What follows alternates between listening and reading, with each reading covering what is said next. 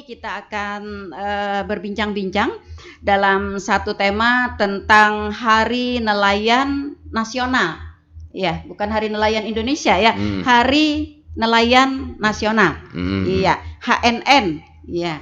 Saya tadi menganggapnya Hari Nelayan Indonesia.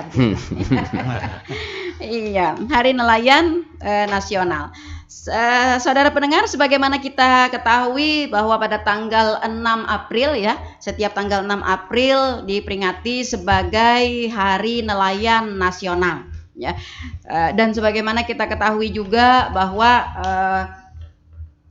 Kabupaten Tanah Laut yang memiliki potensi pantai kurang lebih 200 kilometer ya, yang tentu saja menyimpan kekayaan laut yang sangat banyak ya, sehingga momentum Hari Nelayan Nasional ini tentu menjadi sangat spesial ya untuk Kabupaten Tanah Laut. Mungkin berbeda dengan kabupaten yang lain ya rekan Iwan. Baik, tapi sebelumnya ya, setiap ada peringatan hari besar, hari bersejarah, tentu ada latar belakang. Ya, kenapa? Sejarah ya diperingati. Nah, berikut kita menguak kembali, menyegarkan ingatan ya, sejarah Hari Nelayan Nasional. Ya, makna dan tujuan ditetapkannya Hari Nelayan Nasional ini, dan tema Hari Nelayan Nasional 2023 ya. Berikut akan dijelaskan dulu oleh Pak Ahmani ya. Oke, silakan Pak. Terima kasih atas waktu yang diberikan. Kami ucapkan semangat pagi seluruh para nelayan kita yang di mana saja berada. Semoga pada hari ini bisa mendengar kita bersama di radio Tuntung Pandang Pelai. Ya. Hari nelayan memang sebagian besar masyarakat kita di Indonesia adalah sebagai nelayan, dan sebagian besar pendapatan di bidang nelayan. Nah, maka dari itu sangat penting sekali untuk memperingati Hari Nelayan ini. Mungkin itu hanya sedikit pandangan bagi kami, mungkin ditambahkan oleh Pak Iwan. Persilakan Pak Iwan. Ya, terima kasih. Assalamualaikum warahmatullahi wabarakatuh. Waalaikumsalam. Apa yang disampaikan tadi oleh Ibu Nelly moderator terkait tentang latar belakang atau kronologis terjadinya disebut dengan Hari Nelayan. Jadi sedikit ada beberapa aspek.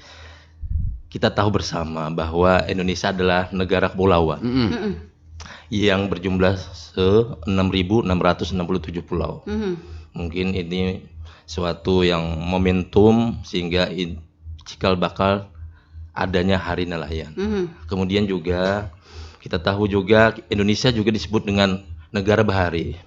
Yang tentu atau notabene itu termasuk juga bagian daripada cikal bakal tersebut. Nah, kita mengingat masa lalu, mengingat juga nenek moyang kita.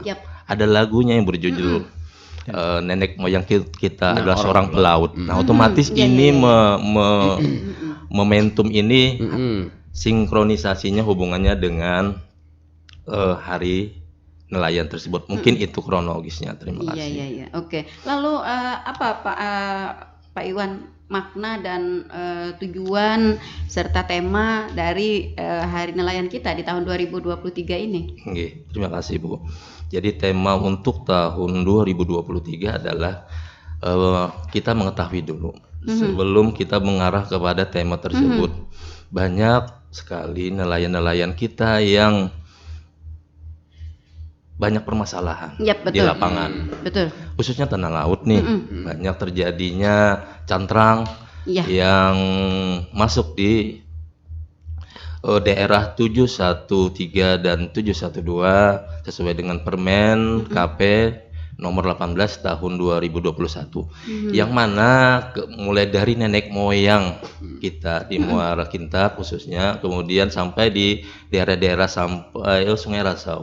Mereka melaut di zona WPPNI RI 713. Otomatis dengan adanya cantrang ini merupakan mengurangnya produksi perikanan tangkap bagi kita sendiri. Kemudian juga cantrang itu juga dilarang sesuai dengan Permen KP nomor 2 tahun 2014. Itu jelas karena mata jaringnya itu di bawah 1 in. Sehingga apabila itu diberlakukan, otomatis ekosistem yang ada di laut, yang ada di dalam biota-biota itu akan tertangkap, sehingga menimbulkan kepunahan, bahkan akhirnya tidak sustainable seperti itu, Bu. Nah, tema yang disampaikan ini adalah mari kita tingkatkan, kita jalankan sesuai peraturan Permen KP tadi nomor 18 menuju nilai tambah dan kesejahteraan nelayan tersebut. Jadi yang perlu digarisbawahi adalah nilai tambahnya itu. Bagaimana strategi yang kita terapkan untuk mencapai nilai-nilai tambah itu? Mungkin itu. Iya, dan itu penting ya. Dan itu penting, dan itu penting. Lalu bagaimana pelaksanaan program-program kita yang berkaitan dengan tema menuju kepada nilai tambah dan kesejahteraan para nelayan kita? Baik, Bu. Jadi strategi untuk mencapai nilai tambah itu ada 4 klaster atau 4 pilar yang kami terapkan di tahun 2023 ini. Pertama adalah kita menyadari sebelum menggali kepada atau bergerak kepada program kegiatan, otomatis kita menggali permasalahan tersebut. Ya, betul. Nah, menggali permasalahan itu adalah yang pertama adalah SDM-nya. SDM sumber daya manusia nelayan kita ini masih menggunakan alat tangkap yang masih sederhana, tradisional seperti tremel net dan juga gill net. Nah, otomatis ini kita perlu adanya karena penambahan. Bisanya itu gitu ya. Yang bisanya itu. Karena bisanya itu aja, ya. Kemudian di tahun 2023 ini kami berpikir, kepala dinas kami beserta sekretaris juga berpikir bagaimana ini meningkatkan kompetensi ini. Makanya kami 2023 kembali bekerja sama dengan Semarang dengan dana APBD kita. Alhamdulillah semuanya tim TAPD telah mendukung terkait tentang program-program tersebut. Nah, kami rencananya adalah yang pertama di dalam SDM pelatihan penanganan hasil perikanan, alat bantu yang kami mainkan seperti GPS dan juga fish finder, sonar. Itu penting sekali, Pak, Bu, karena apabila kita menggunakan tanpa alat bantu GPS itu akan luar biasa penurunan produksi terus. Tetapi dengan adanya alat bantu, artinya sepertinya kita kayak melempar alat tangkap itu, kalau bahasa Banjarnya tuh bahapal gitu ya, tanpa GPS. Tapi dengan ada GPS ada titik koordinat, betul. hari esok kemudian hari selanjutnya dia tahu titik koordinat di mana deteksi ikan banyak terkumpulnya ikan-ikan tersebut. Betul. Nah, itu yang pertama program yang kami tingkatkan di dalam pilar sumber daya manusia. Kemudian kami juga merasa bahwa nelayan-nelayan kita ini yang pemilik kapal ini hampir kebanyakan tidak memiliki dokumen kapal. Nah, itu berhubungan sekali dengan nantinya kalau bahasa Banjarnya kepuhunan nih. Betul. Nah, ada patroli tim terpadu dari Polda, dari Pol Airut dan sebagainya, dan juga dari Perikanan Provinsi. Hubungannya adalah nelayan kita nantinya akan berurusan dengan aparat atau penegak hukum nantinya. Dan itu tentu saja akan mempersulit mereka, gitu ya. Dan juga nanti juga berimbas kepada dinas perikanan kami juga. Otomatis kami memfasilitasi dengan pihak KSOP Banjarmasin yang mereka itu tupoksinya menerbitkan pas kecil dan pas besar. Alhamdulillah, Bu, dengan kerjasama yang baik. Untuk kapal-kapal atau nelayan kecil, kapal yang dimiliki oleh nelayan kecil itu gratis, Bu. Alhamdulillah, untuk membuat pas ini. Untuk membuat pas kecil. Alhamdulillah, tapi, karena ada fasilitasi dari kita ya. Memang program mereka seperti itu juga, tetapi optimalisasi di dalam memfasilitasi itu yang penting. Sehingga ada harmonisasi dengan SKPD atau lembaga-lembaga terkait itu, Bu. 2023 penerbitan dari pas kapal kecil dan besar kira-kira bisa dihitung ada berapa banyak? Ya, alhamdulillah, Bu. Ini sudah kami jalankan, Bu, sebenarnya.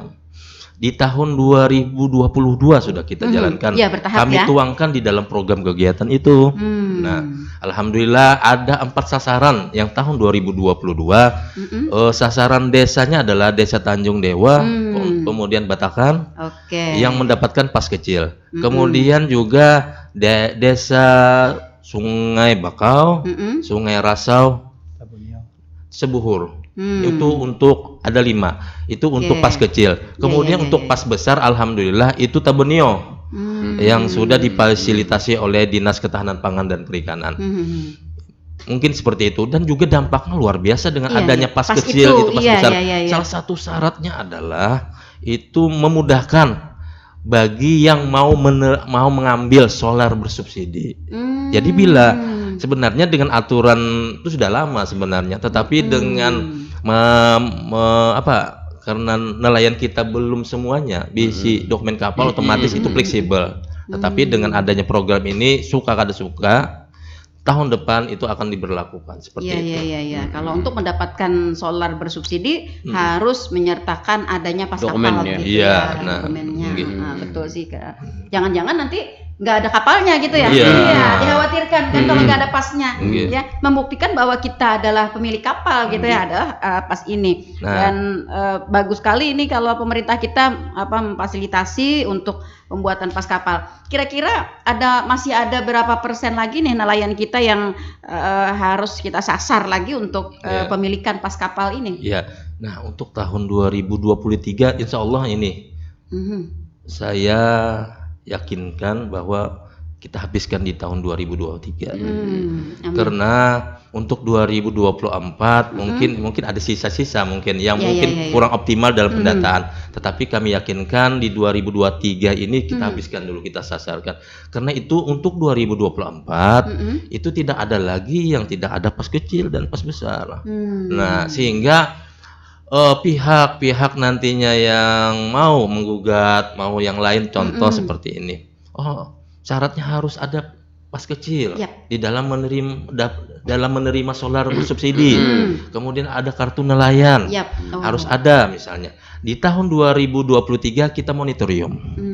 Artinya semua yang lebih urgent kita utamakan, seperti pas kecil dan juga kartu nelayan. Itu pergerakan kami nantinya. Jadi jangan sampai nantinya nelayan kita dipersulit menyangkut masalah solar tersebut. Atau misalnya dimasuki oleh oknum-oknum lain gitu, yang tidak nelayan. Dan juga ini kan bulan politik.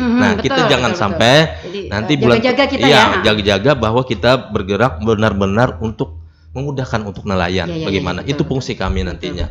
Menuju ke nilai tambah kesejahteraan. Yang ketiga adalah kita merasa bahwa nelayan itu kurang modal di dalam mengembangkan usahanya. Betul. Makanya itu kami ada namanya program fasilitasi mitra perbankan. Mudah-mudahan, tapi sudah berlanjut di tahun 2022 Bu dengan Bank BRI. Kami ada semacam mendukung pemerintah daerah dengan perbankan, yaitu kami ikut juga di dalam nantinya kami mau bergerak bekerja sama dengan BPR Bu. Nah, sehingga memperkuat perbankan untuk BPR tersebut. Nah, nanti sosialisasi itu nantinya kami perlukan daripada pihak perbankan.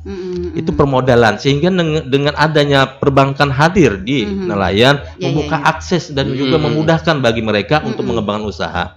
Yang terakhir, pilar yang terakhir adalah kita merasa bahwa kita belum optimal di dalam sarana dan prasarana. Kendalanya apa sih? Kendalanya adalah terkendala dengan peraturan hibah. Peraturan hibah itu bagaimana di sana di klausul itu menyebutkan harus berkelompok. Makanya betul. Kami di dalam program kegiatan kami adalah memfasilitasi juga percepatan dalam pembentukan kelompok. Nah, di situ. Nah, itu terakhir Bu. Terima kasih Bu. Iya betul bagus sekali ya. Dari keempat pilar ya. Dari keempat pilar ini artinya inilah persoalan-persoalan mendasar yang dihadapi oleh para nelayan kita. Dan ini memang harus ada campur tangan pemerintah ya untuk memfasilitasi dan menyelesaikan persoalan ini. Di mana kita tahu salah satu andil dari para nelayan adalah memberikan ketersediaan ikan ya di pasaran. Stok di pasaran. Stok di pasaran. Di mana kita tahu ikan sangat penting bagi pertumbuhan umat manusia pertumbuhan seseorang. Ya, betul sekali. Saya tidak bisa membayangkan ketika pada suatu saat di pasaran tidak ada ikan. Mm-mm. Nah, ya kan ya. Iya, Nah, betul. Padahal kita kan lumbung ikan iya, sebenarnya. padahal kita ya. Nah, ya dengan upaya-upaya pemerintah yang terus membackup ya Betul. para nelayan kita ini, mudah-mudahan para nelayan kita akan lebih akan lebih meningkat mungkin jumlahnya juga ya. Karena pada saat ini kan lebih banyak katanya nelayan itu para senior. Ya, identik dengan nelayan itu para senior, ya para pemuda. Regenerasi maksudnya. Iya, nah, Regenerasi. Generasi ya pemuda nelayan masih belum begitu muncul begitu. Ya, nah lalu saya tertarik dengan urusan permodalan tadi, Pak Betul. Iwan, karena ini kayaknya juga merupakan salah satu kunci ya Kunci. untuk masyarakat kita mengembangkan usahanya. Iya. Siapa tahu dapat membeli Kapal, alat tangkap dan sebagainya. Iya. Apakah 0% juga ya? Iya, apa nih fasilitas yang didapat mereka dari perbankan? Iya, sebenarnya kita berkaca untuk jawaban Ibu tadi, kita pernah melaksanakan tahun 2022, walaupun itu bukan BPR kan, tapi cuma bank BRI. Nah, maksud dan tujuan kami adalah membuka akses, kami memperkenalkan loh bahwa ini ada bank yang memudahkan.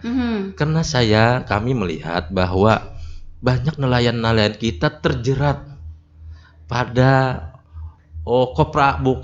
beratasnamakan perbankan. Nah, betul, sehingga betul. mereka banyak yang suku bunganya itu semakin tinggi, sehingga itu berpengaruh kepada kehidupan mereka, Betul sekali, dan juga betul. bahkan itu berdampak kepada perceraian dalam rumah tangga nelayan. Betul. Luar biasa, rentenir. Nah, kami Iya. memperkenalkan ini produk perbankan yang dijamin oleh pemerintah pusat maupun daerah. Seperti itu, Bu. Sehingga nantinya untuk akses lebih teknis sudah disampaikan oleh perbankan nantinya. Apakah Dinas Ketahanan Pangan dan Perikanan misalnya memberikan rekomendasi kepada perbankan bahwa misalnya kalau para nelayan kita yang memiliki kartu nelayan yang sudah diberikan rekomendasi oleh Dinas Perikanan itu peminjaman modalnya misalnya ada kemudahan mungkin dari yang lainnya mungkin apakah tanpa agunan atau bagaimana begitu. Betul. Adakah ya? Jadi menurut kami itu ada semacam tawaran dari perbankan, namanya KUR, kredit usaha rakyat. Nah, tetapi itu tetap berbunga. Kami berharapkan di perbankan yang nanti 2023 atau 2024 kita minta dukungan daripada pihak perbankan BPR yang katanya itu 0%. Nah, alhamdulillah mudah-mudahan kami sudah terjalin hubungan, sudah penjajakan komunikasi dengan pimpinan BPR seperti itu. Itu bagian daripada memudahkan dan juga percepatan. Apa yang disampaikan tadi oleh Ibu bahwa ada semacam dispensasi atau rekomendasi dari dinas untuk perbankan dengan adanya kartu nelayan ini mengurangi atau paling ada suku bunganya. Kami memang seperti itu, Bu. Komunikasi kami seperti itu nantinya kami sampaikan. Yang pada prinsipnya adalah bagaimana caranya meringankan betul sekali. dan juga memudahkan bagi nelayan di dalam pinjam permodalan. Tujuannya itu adalah nilai tambah tadi. Untuk kesejahteraan. Betul sekali. Nah, lalu berkaitan juga dengan karena tadi kita ada peningkatan kesejahteraan juga ya. Nah, bagaimana upaya kita atau program kita, Pak Iwan, dalam rangka untuk memberikan pengetahuan penanganan pasca tangkap. Nah, biasanya kan yang lebih banyak kan ikan setelah ditangkap langsung dijual ya. Nilainya jatuh. Nilainya jatuh. Apalagi kalau pas lagi musim gitu ya. Lagi musim kayak misalnya ikan peda. Nah, lagi musim. Overfishing namanya. Nah, ini bagaimana upaya kita? Alhamdulillah. Makanya itu salah satunya adalah kami melakukan pelatihan. Kami sudah bergerak, pelatihan kami di program kegiatan kami di tahun 2022. Namanya adalah program pelatihan penanganan hasil perikanan. Kita menyadari bahwa pada saat overfishing nilai ikan berdampak kepada penurunan kos bagi nelayan. Otomatis itu pasti. Yep. Nah, bagaimana caranya? Ada 2 cara yang kami lakukan. Yang pertama, kita berdayakan pengolahan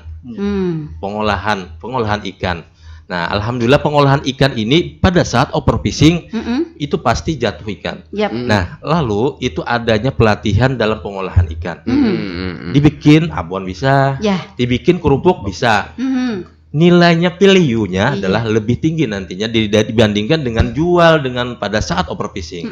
Itu yang pertama. Yang kedua adalah kami melakukan, ternyata masyarakat tidak bisa melakukan pengolahan dengan percepatan. Tetapi mereka mau juga dijual. Tetapi makanya kami melakukan pasca itu penanganannya, pelatihan penanganan pada saat overfishing. Itu dilakukan di tahun 2022. Yaitu seperti bagaimana caranya kualitasnya tetap segar. Tetap segar ikan itu pada saat penangkapan, bagaimana tata cara di dalam penangkapan ikan. Bagaimana caranya, penanganannya seperti persiapan di dalam es tersebut. Nah, itu dipelajari dan juga disampaikan oleh dosen kami waktu itu kerjasama dengan dosen Fakultas Perikanan Ibu Agus. Nah, itu sudah berlanjut. Seperti itu, Bu. Jadi penanganan menjaga kualitas hasil tangkap ya, kesegaran ikan. Iya betul sekali. Misalnya kalau selama ini mungkin kita secara tradisional. Mungkin ya ditangkap, dibiarkan begitu aja, di kapal nanti nangkap lagi gitu ya. Akhirnya yang sudah lama tertangkap gitu ya, karena kualitasnya agak menurun. Iya, kualitasnya akan menurun, betul sekali. Nah, lalu dari 2022 Pak Iwan kita melakukan beberapa penanganan untuk masalah di overfishing ini. Sampai saat ini di tahun 2023 apa yang sudah bisa kita tularkan, artinya keberhasilan mereka gitu. Alhamdulillah. Di sini saya informasikan pembuktian bahwa Dinas Ketahanan Pangan dan Perikanan ini indikator bagaimana caranya bahwa ini sudah berhasil atau belum.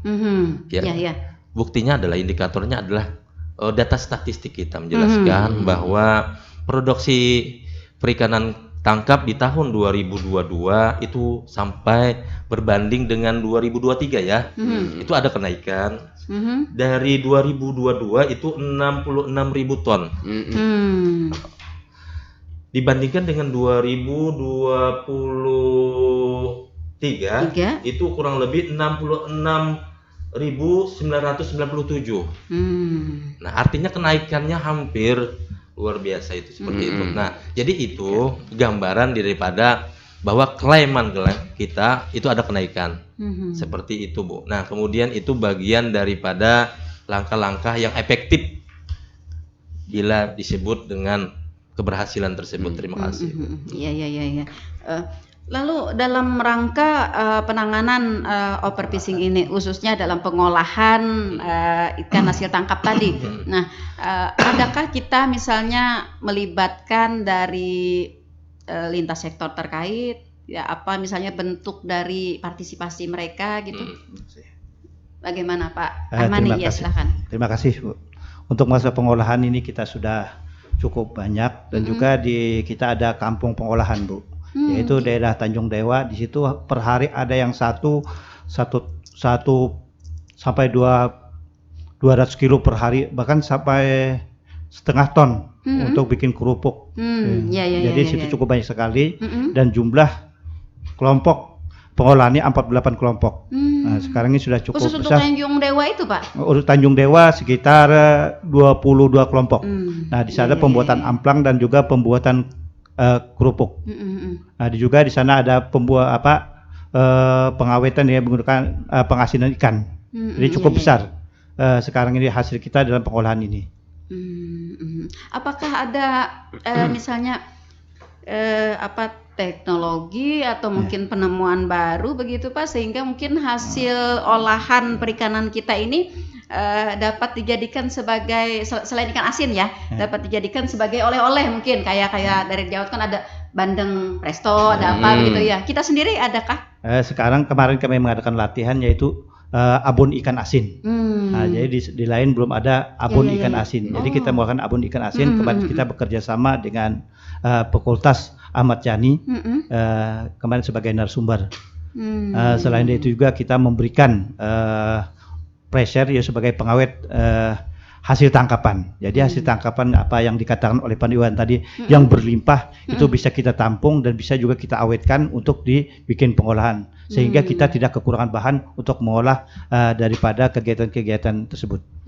Iya. Ini baru ya. Abon ikan asin. Abon ikan asin. Ya, kalau saat ini kan orang kalau makan ikan asin kalau tinggi darah jarlah. Nah, tapi kalau dibikin abon ya, selain itu juga Bu ada pengolahan kita yaitu menggunakan pohon bakau.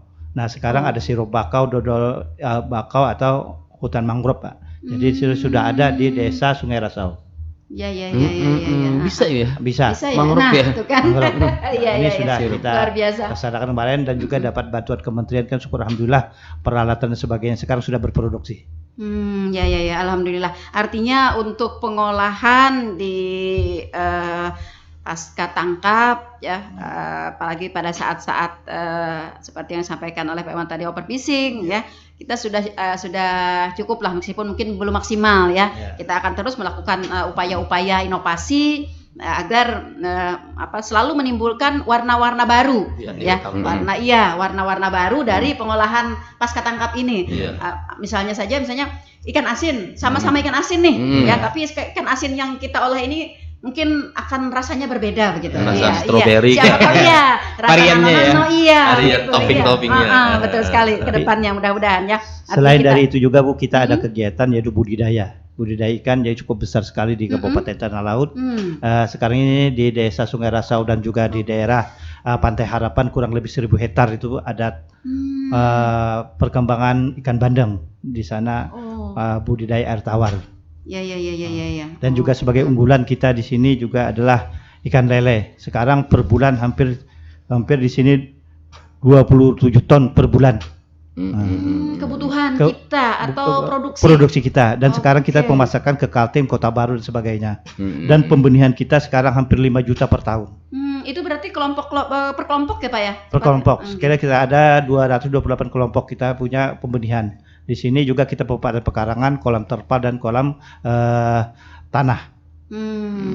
Ya. Artinya Dinas Ketahanan Pangan dan Perikanan selain dari memberikan perhatian yang serius kepada para nelayan kelautan tangkap, ya. Kelautan tangkap ke sungai juga. Iya, sampai juga budidaya. Budidaya. Betul budidaya. Saling luasnya anunya. Iya betul sekali. Iya. Tadi berbicara pasca Pak ya. Iya, saya ingin mungkin sebelum pasca nih, sebelum berangkat. Bagaimana peran dari DSKPP terkait distribusi solar nih Pak? Bagaimana peran DSKPP yang sekarang bisa dikatakan menjadi polemik di masyarakat? Bagaimana pengelolaannya? Apakah dikelola harga solar apakah dikelola boleh BUMDes atau bagaimana terkait keadaannya bagaimana sekarang ini? Terima kasih. Jadi sebenarnya untuk solar untuk pelayanan kepada nelayan itu ada dua produk sebenarnya. Pertama ada produk dari Pertamina sendiri lewat pengelolanya SPBUN. Kemudian yang kedua adalah produk yang dari pemerintah daerah namanya subpenyalur. Keduanya itu sama-sama menyalurkan solar bersubsidi. Nah, bedanya adalah tadi yang kita sampaikan adalah yang satunya adalah produk yang langsung benang merahnya dari Pertamina pengelola SPBUN, yang satunya yang ditetapkan, yang di SK-kan oleh Bupati dengan namanya subpenyalur.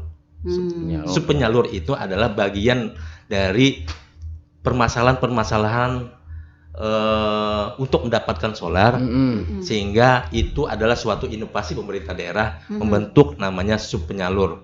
Nah, baik kami jelaskan satu persatu bisa ya bilang. Khususnya subpenyalur. Subpenyalur ini cikal bakal terbentuknya subpenyalur adalah adanya harga solar yang lebih tinggi.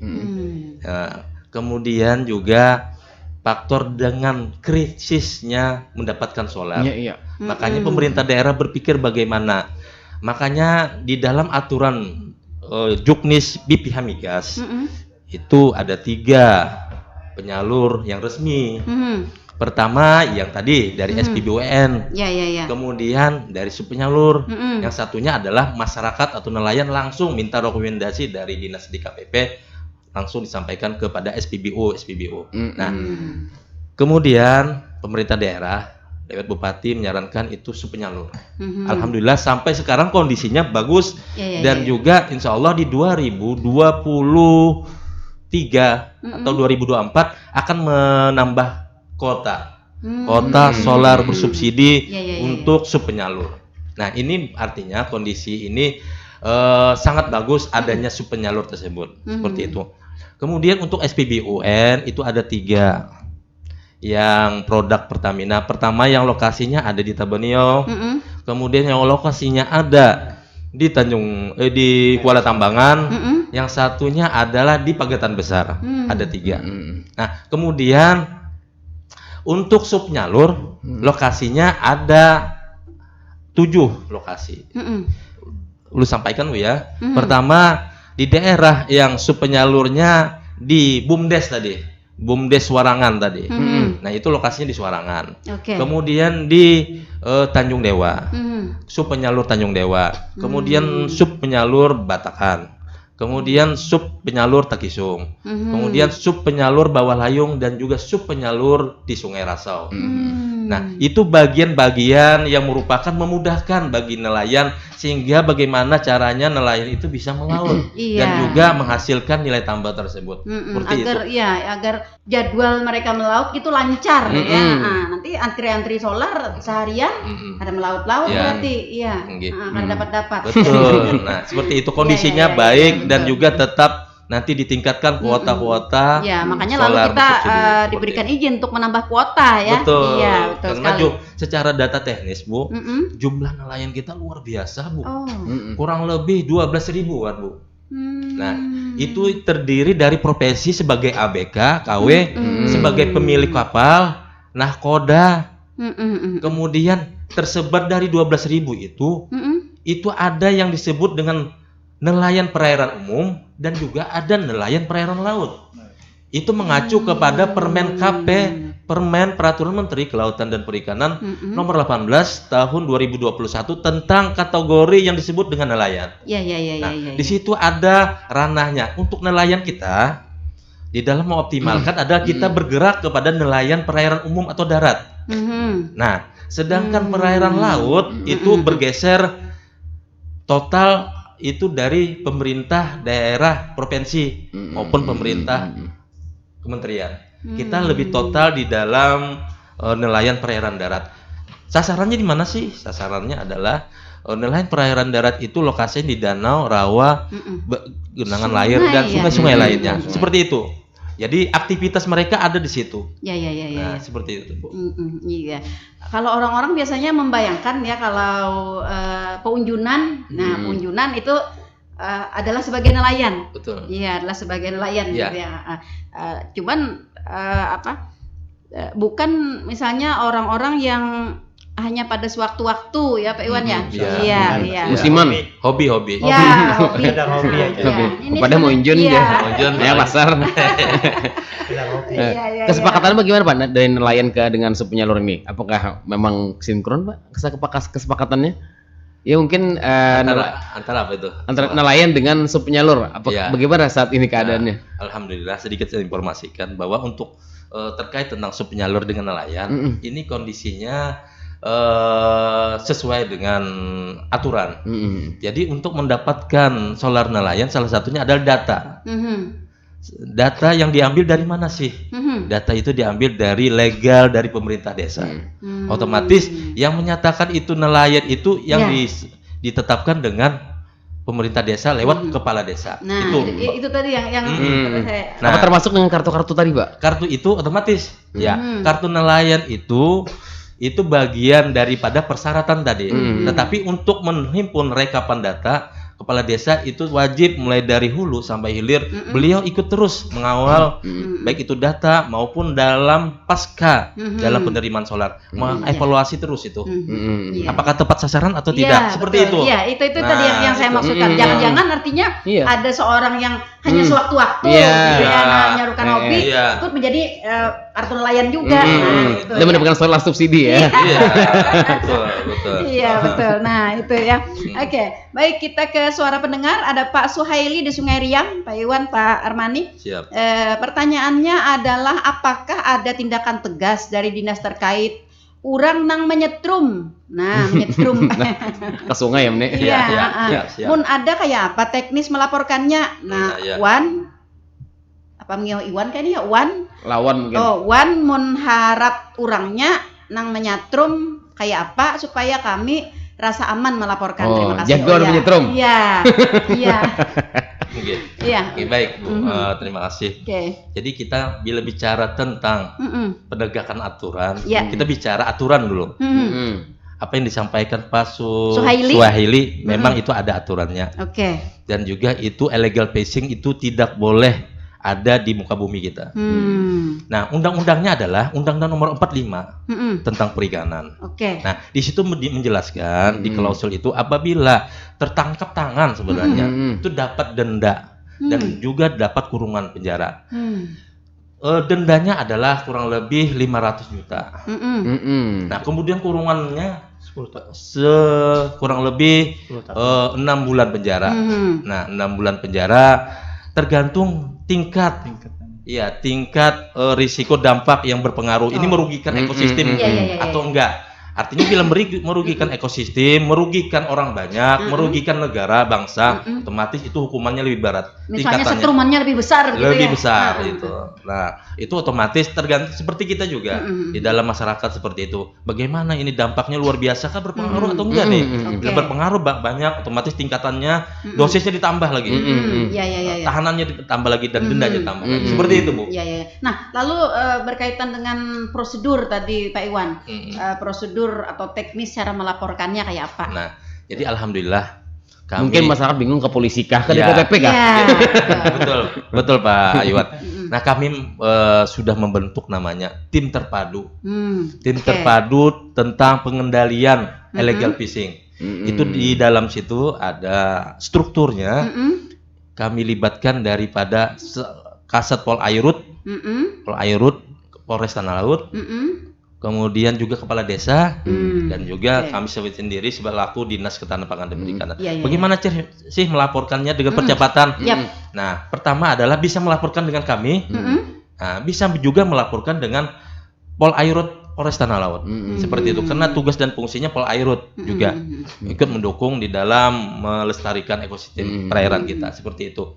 Nah, kemudian bagaimana permasalahannya nih nang tukang setrum nih orangnya harap.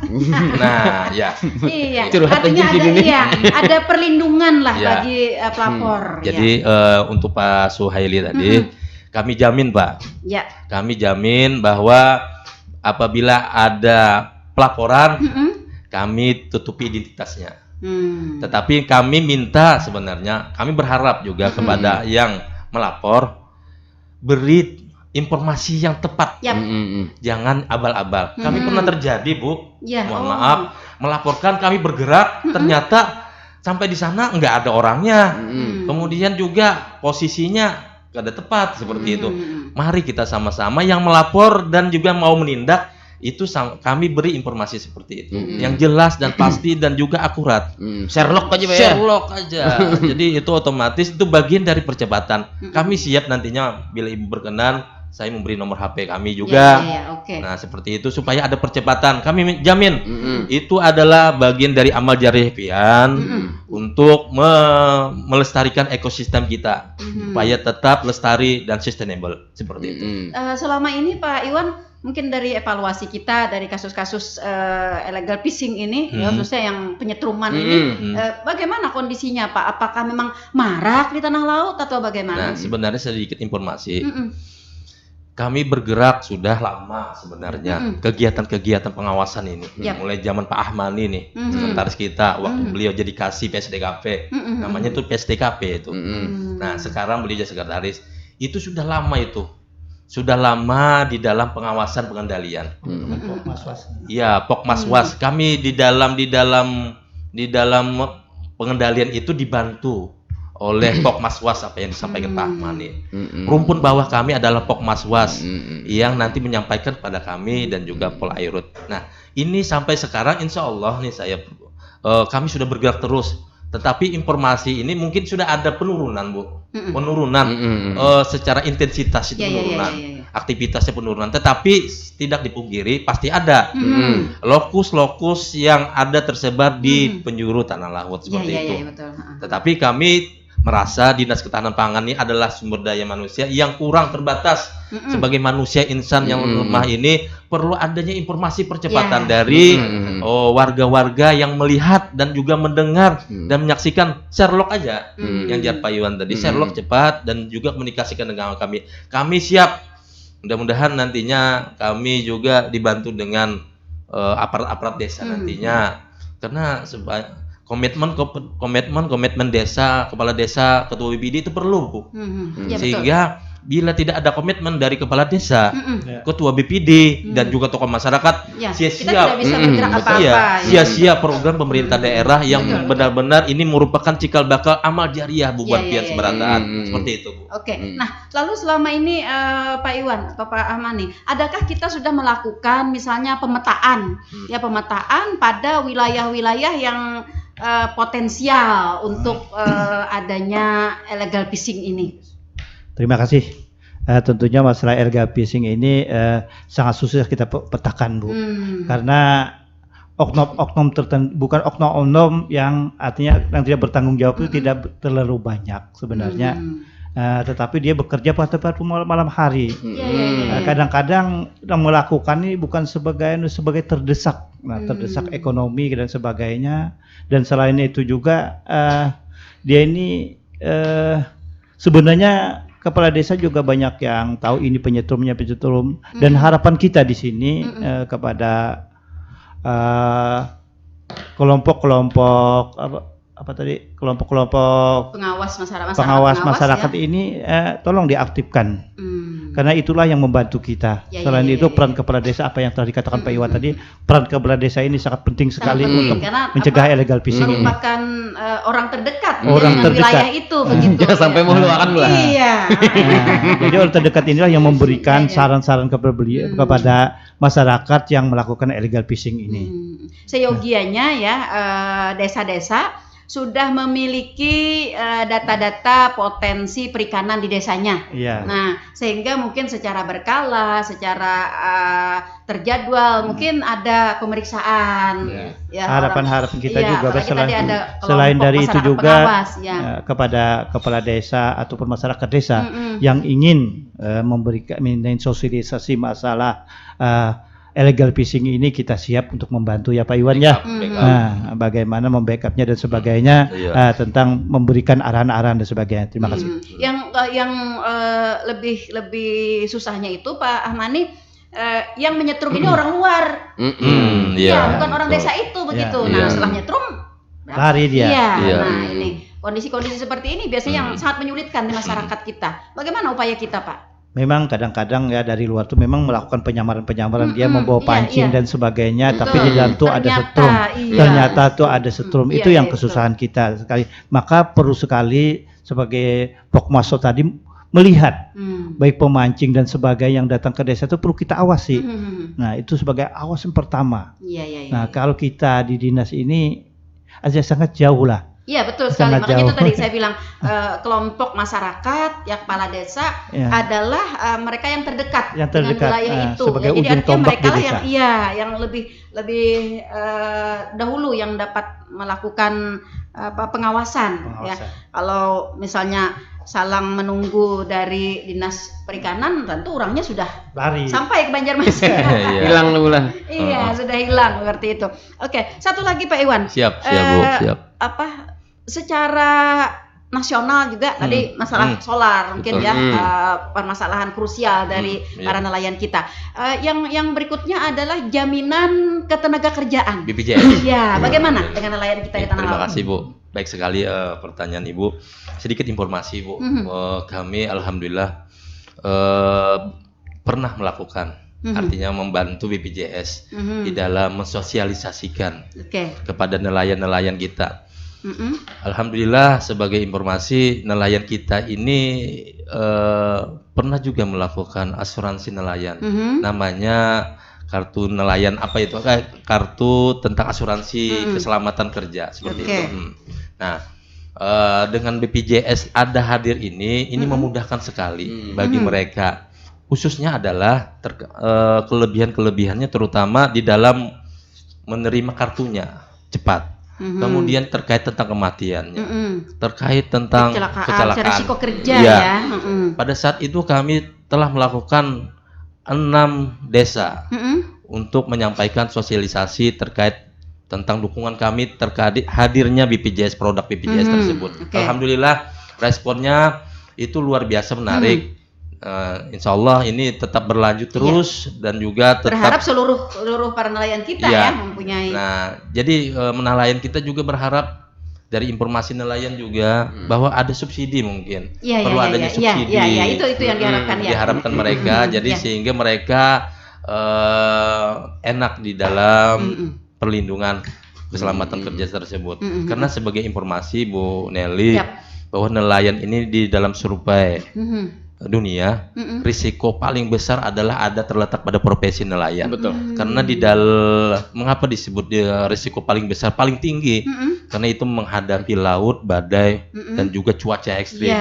Bila nanti cuaca ekstrim itu dahsyat, otomatis kapal itu bisa terbalik atau dan sebaliknya, seperti itu. Makanya itu penting sekali untuk BPJS. Kami sampaikan seperti itu secara religi, secara hati ke hati, heart to heart, seperti itu.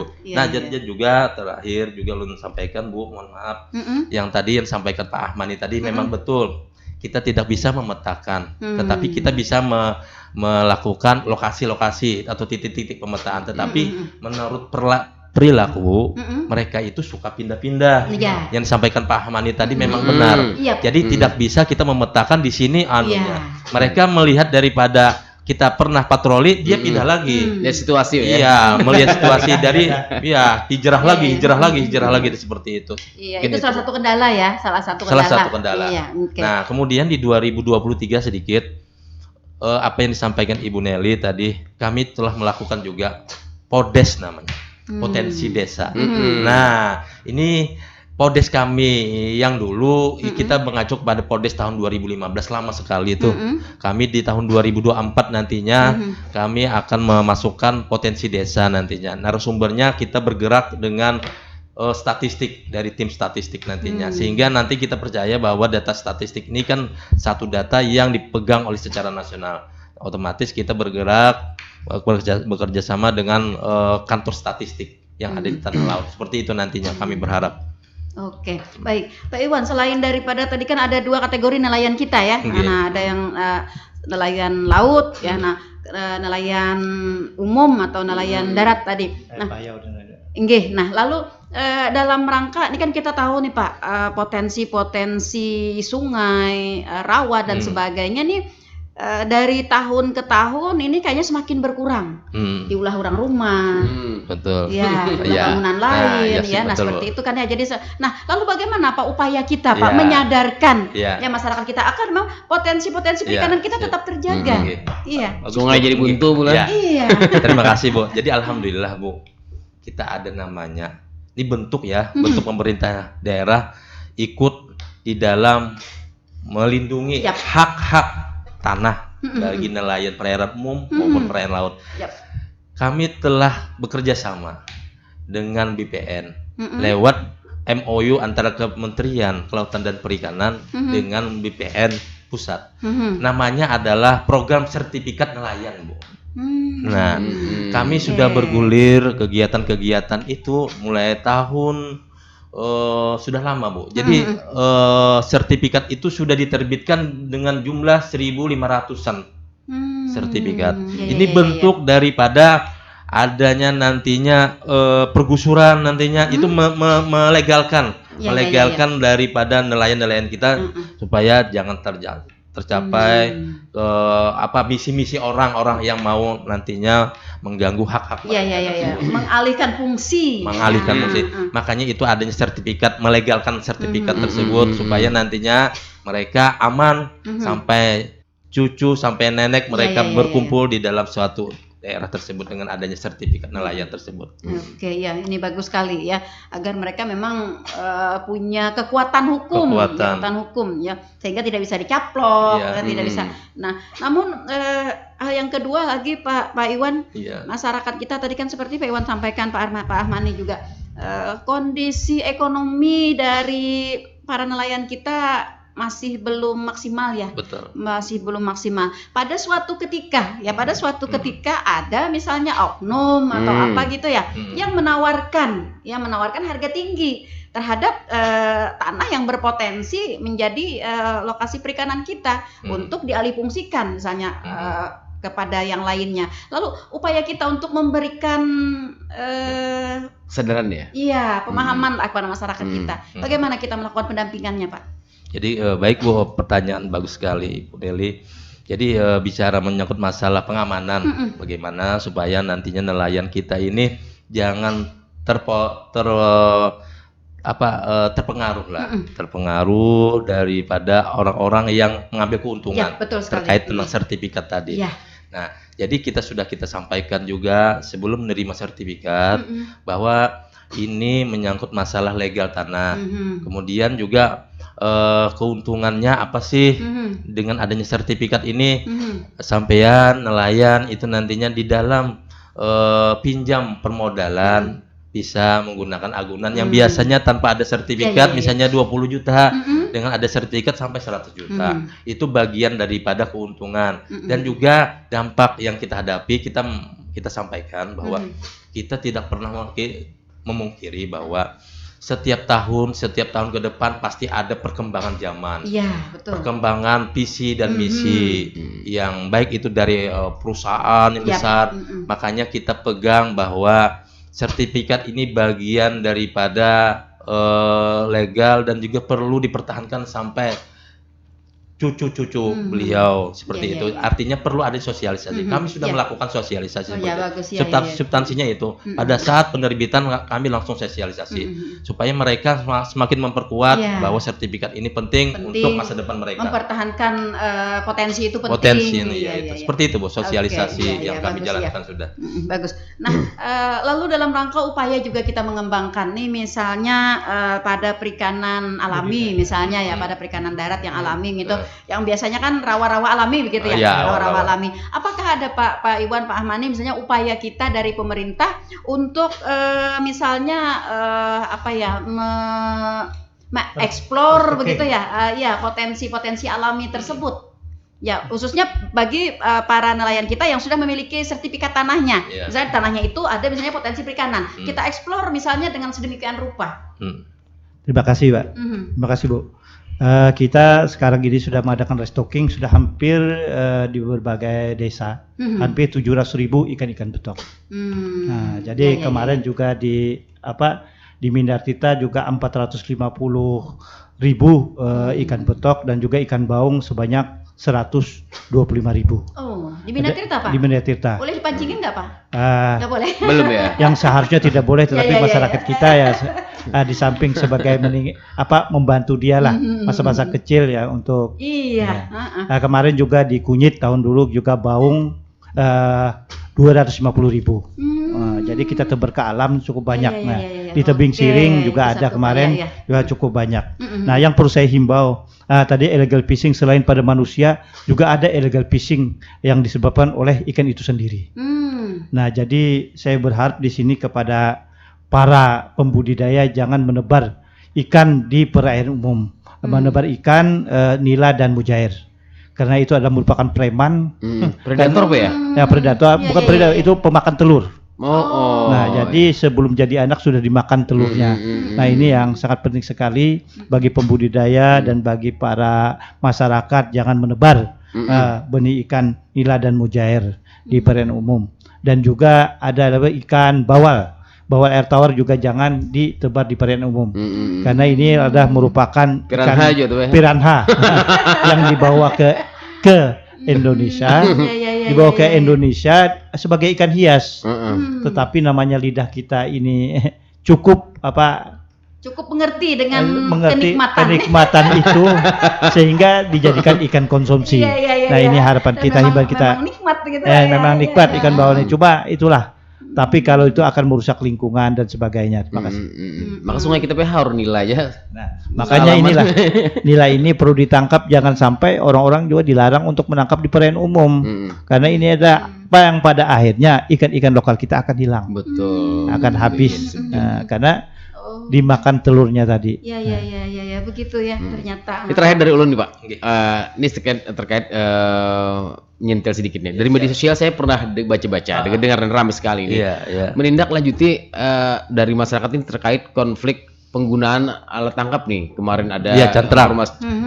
jaring insang itu seperti itu. Oh, jaring insang. Jaring insang itu kan ada di media sosial banyak dari beberapa Betul. teman-teman di pesisir tuh mengatakan. Siap. Bagaimana langkah-langkah tindak lanjut dari DKPP ini terkait laporan ini? Terima kasih Pak Yuwan. Jadi sedikit saya informasikan ulang. Jadi memang itu laporan dari masyarakat Takisung.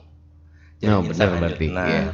kemudian supaya nantinya informasinya secara utuh, baik saya sampaikan dulu laporan. Kemudian itu sebenarnya bukan pelaku itu terjadi di Takisung. Kemudian yang disebut dengan jaring hanyutnya adalah warga Takisung juga, Bu. Sama satu RT. Kurang lebih ya disebut 5 atau 6 orang yang menggunakan jaring hanyut seperti itu. Nah, kemudian di daerah Takisung kan banyak nelayan juga. Hampir semuanya nelayan protes terhadap adanya penggunaan alat tangkap jaring hanyut tadi. Mereka menggunakan jaring insang tetap. Nah, yang protes terhadap jaring insang hanyut. Nah, mereka lapor ke kami. Karena perikanan kan adalah ibunya daripada nelayan. Lapor beliau. Nah, kami tanggapi dengan baik dan juga laporan itu tertulis dari mereka bahwa mereka tidak setuju dengan adanya jaring hanyut tersebut. Nah, kami pelajari, kami analisa, kemudian kami evaluasi. Dan pertama kali pergerakan kami setelah laporan itu dari jaring hanyut tadi, kami bergerak melihat alat tangkapnya tersebut. Kami tidak bisa menentukan ini salah atau ini benar. Legal atau ilegal? Iya, Ya? legal atau ilegal. Tetapi kami bergerak dulu. Kami melihat atas persetujuan kepala dinas, melihat dulu barangnya mana nih. Saya datangi ke Takisung. Langsung saya, Bu, saya sama beserta anak buah saya langsung ke lapangan mengecek, mengcross-check. Ternyata kami identifikasi speknya dan sebagainya. Kemudian setelah itu kami identifikasi dan kami laporkan dengan Pak Kadis bahwa ternyata sebenarnya jaring hanyut itu bukan ilegal, Bu. Jaring hanyut itu sesuai dengan Permen Kelautan dan Perikanan nomor 18 tahun 2021 adalah itu alat tangkap legal. Legal. Tetapi kami identifikasi jalur penempatannya yang salah. Jalur zona di dalam melabuh bahasa Banjarnya. Sama apa? Nah, jadi sama-sama di jalur 2. Nah, sebenarnya di dalam Permen KP kami jelaskan supaya nantinya mendengar informasi masyarakat dan juga di dalam Permen KP Permen KP nomor 18 tadi tahun 2021 itu menjelaskan di pasal 4 bila tidak salah itu ada pemetaan jalur. Jalur 1, jalur 2 dan jalur 3. Nah, jalur 1 kami informasikan adalah itu milnya itu 0,1 mil sampai 2 mil. Nah, kemudian alat tangkapnya itu sudah ditentukan. Tapi kita bicara menyangkut masalah jaring hanyut aja dulu, kita perpanjang lebar. Kemudian di jalur 2 itu boleh di berapa mil? Di 2 sampai di 4 mil. Nah, kemudian di jalur 3 adalah dari 12 mil ke atas. Seperti itu. Nah, jadi bicaranya adalah setelah kita mengidentifikasi yang jaring hanyut tadi itu legal memang, tetapi dia masuk di dalam kelompok di jalur 3. Bukan ranahnya ya. Nah, tempatnya. Jadi dia bergerak di penangkapan di jalur sebenarnya di jalur 3, dia di jalur 2 turun ke bawah. kurang lebih di bawah 4 mil. Nah, sehingga itu terjadinya bentrokan di antara sesama mereka juga. Bahkan luar biasa juga ini agak sedikit riskan menyangkut masalah mereka itu yang 5 orang itu atau 6 orang yang disebut jaring hanyut yang legal itu yang protes itu adalah yang jaring hanyut tetap itu warganya sepupuan. Bening sanakan. Aduh, jadi kita yang jadi pusing. Nah, kemudian yang menyangkut masalah tindak lanjut tadi. Bagaimana tindak lanjut DKPP? Setelah kami identifikasi langkah-langkahnya. Nah, kemudian terakhir kami sudah melakukan rapat koordinasi. Karena perairan laut ini hubungannya adalah kita mengacu pada Undang-Undang Nomor 23 tahun 2014 tentang kewenangan pemerintah daerah itu pihak provinsi, Bu. Yang stakeholdernya sebenarnya, tetapi kita wajar mereka kan jangkauannya luas. Cikal bakalnya harus dari kita menginformasikan seperti mengoptimalkan, memfasilitasi seperti itu. Kami mengundang, Bu, pada hari kurang lebih hari Kamis kurang lebih kami hadirkan, yang hadir suka dari Pol Airut, kemudian kepala desa, kemudian juga dari PSDKP Provinsi Kelautan dan Perikanan Provinsi, dan juga satu dari Kementerian Kelautan dan Perikanan yang ada cabangnya di Banjarmasin. Kementerian itu tersebut namanya Satwas Pengawasan. Kami hadirkan di situ. Jadi kesimpulannya adalah harus ada mediasi lagi terakhir. Tapi semalam itu pada saat kita melakukan mediasi juga di aula Balai Desa, tetapi itu menyangkut masalah peraturan ya. Tetapi dengan adanya yang kedua mediasi yang merupakan kita hadirkan mereka nantinya stakeholdernya dari pihak kementerian, kemudian dari provinsi mau optimalkan nantinya. Kami kesimpulannya adalah nanti yang terakhir adalah mediasi terakhir dengan menghadirkan dari kewenangan mereka tersebut. Nah, di situ nanti ada keputusan apakah itu kesepakatan atau jalur kekeluargaan atau jalur proses hukum seperti itu.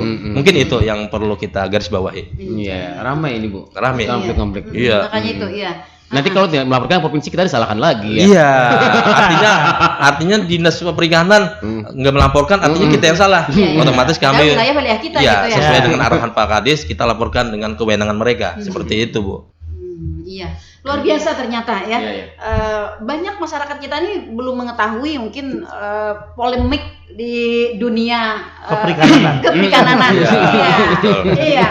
Kita selama ini hanya tahu bahwa memancing itu adalah hal yang menyenangkan. Iya. Apalagi kalau ada jerujutnya. Jerujutnya itu yang dihadangi. Iya.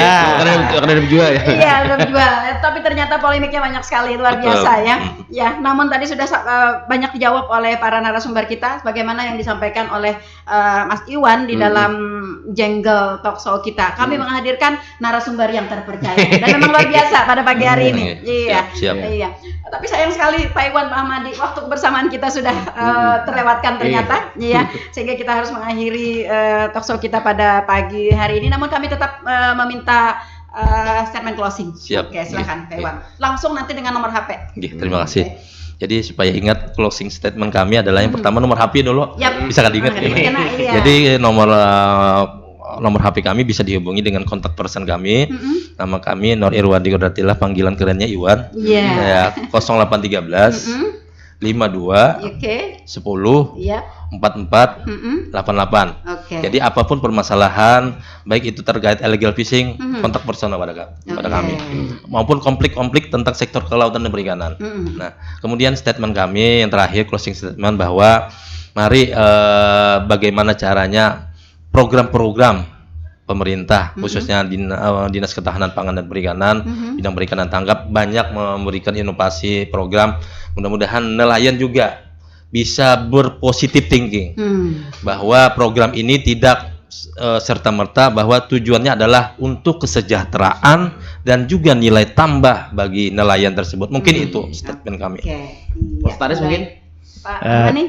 Terima kasih. Mudah-mudahan ini kalau ada kekurangan ataupun kata-kata yang kurang berkenan ataupun yang kurang puas, silakan datang ke Dinas Perikanan untuk berkonsultasi. Mungkin hanya itu. Terima kasih. Assalamualaikum warahmatullahi wabarakatuh. Waalaikumsalam warahmatullahi wabarakatuh. Baik para pendengar Tentung Panang FM di mana saja Anda berada, seru sekali pembicaraan kita di pagi hari ini.